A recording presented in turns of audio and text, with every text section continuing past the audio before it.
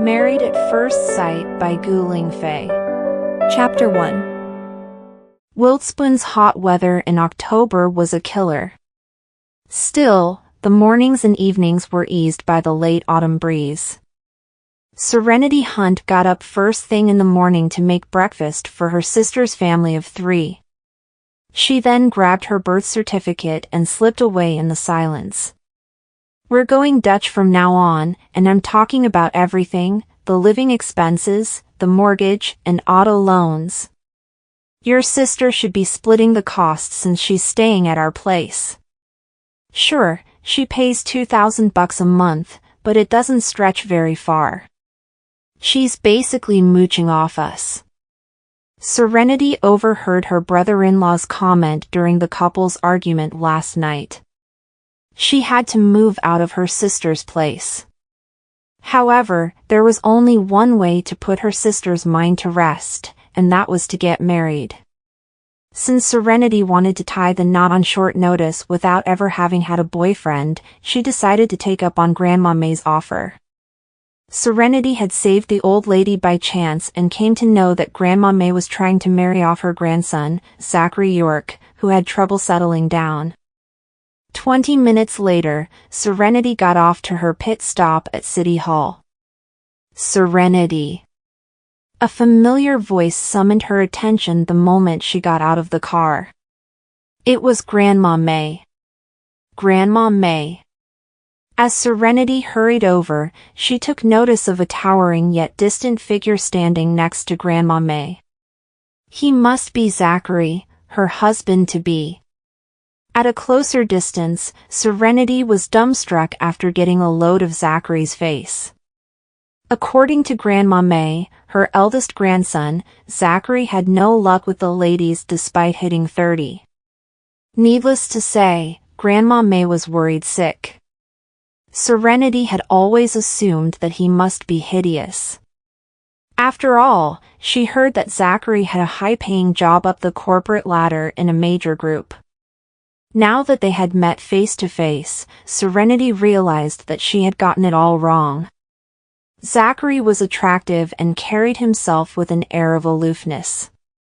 Standing next to Grandma May with a sour face, he appeared standoffish and gave off vibes to stay away from him. Serenity's gaze strayed to a black MPV parked nearby. Judging by the logo, it was a national car rather than some multi-million-dollar vehicle. Serenity deduced that the economic difference between her and 𝐃𝐢𝐬𝐬𝐜 was not that far off. She and an old friend from school had started a bookshop at the entrance of 𝐼𝐿𝐶𝐵 School. During her free time, Serenity would also knit little knickknacks to sell online. The sales were not too bad. In a month, she could bring home a steady income of $20,000. The same amount in 𝐼𝐿𝐶𝐵 would position her among the white collars. That was why she could afford to hand her sister $5,000 for living expenses. Nevertheless, her brother-in-law had no clue about her earnings. Serenity told her sister to pocket $3,000 and only disclose the remaining $2,000 to her husband. "Serenity, this is my oldest grandson, 𝐃𝐢𝐬𝐬𝐜. He's a 30-year-old man and can't even get himself out there. Although he's not the warmest person, he's attentive and considerate. You saved my life, and we've known each other for 3 months. Trust me that I won't recommend a bad man to you." Taking in his Nana's description of him, 𝐃𝐢𝐬𝐬𝐜 looked askance at Serenity, icily and profoundly without saying a word. Perhaps he had grown immune to her grumbles. Serenity knew that Grandma May had 3 sons, and each gave her 3 grandsons, blessing her with 9 grandsons. Since a granddaughter was missing in Grandma May's life, she sought that affinity with Serenity. Although blushing, Serenity openly extended her right hand to 𝐃𝐢𝐬𝐬𝐜 and introduced herself with a smile. "Hello, Mr. York. I'm Serenity Hunt." 𝐃𝐢𝐬𝐬𝐜's penetrating gaze scanned Serenity from head to toe and back. With Nana clearing her throat, he reached out his right hand for a shake, albeit his voice reflected an icy tone. Zachary. After the handshake, Zachary raised his left hand to look at the time before informing Serenity. I'm a busy man. Let's get it done and over with. Serenity hummed in acknowledgement. Grandma May jumped in. Go on inside to sort out the paperwork. I'll wait for you here. Nana, get into the car. It's a hot day out. Zachary said as he helped Nana into the car.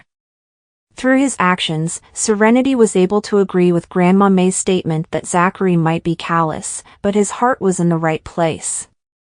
Although they were strangers, Grandma May mentioned that Serenity could move out of her sister's place into an apartment Zachary owned and paid for in full after the marriage.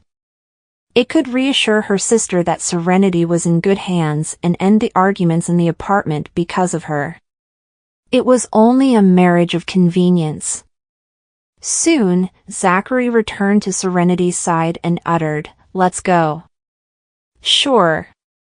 Serenity quietly followed him into City Hall. At the registry office, Zachary urged Serenity. Ms. Hunt, you can still change your mind if you don't want to go through with this. It doesn't matter what my Nana says. Marriage is a huge commitment, not to be taken lightly.